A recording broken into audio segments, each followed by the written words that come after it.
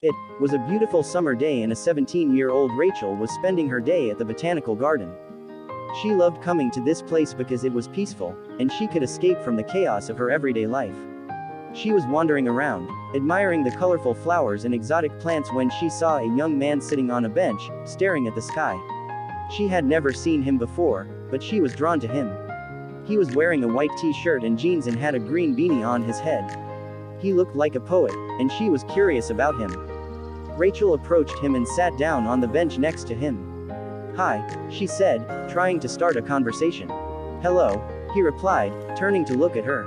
He had beautiful blue eyes and a warm smile. "What's your name?" she asked. "I'm Noah," he said. "I'm Rachel. What are you doing here?" "I'm just taking a break from my work. I work at the garden as a volunteer. I love being here. It's so peaceful and beautiful."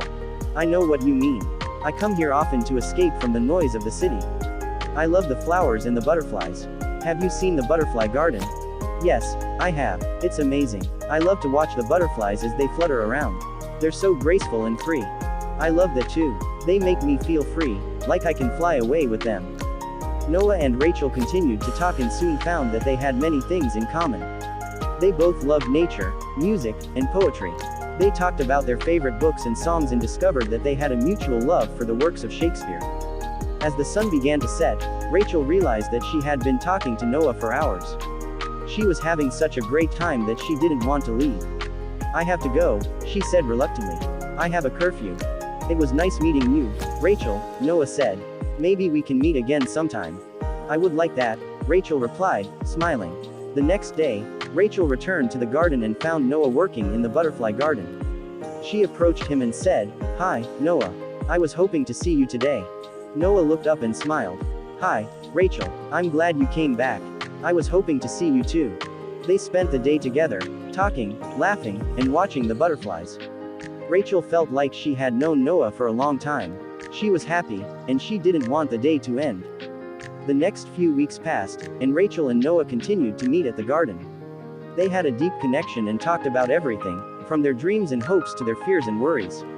They were falling in love. One day, as they were sitting on the bench, Noah took Rachel's hand and said, "Rachel, I have to tell you something. I love you. I've never felt this way about anyone before. You make me feel alive. I want to spend the rest of my life with you."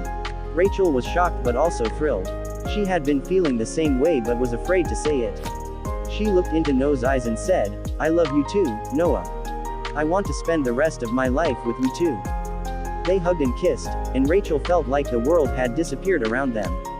They were lost in their love, and nothing else mattered. From that day on, Rachel and Noah were inseparable. They spent every moment they could together, exploring the garden and talking about their hopes and dreams for the future.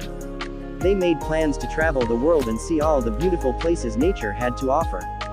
Their families and friends were happy for them and could see how much they loved each other. They were amazed at how quickly and deeply their love had grown. One day, Noah surprised Rachel with a picnic in the butterfly garden. He had brought a blanket, a basket of food, and a bouquet of flowers.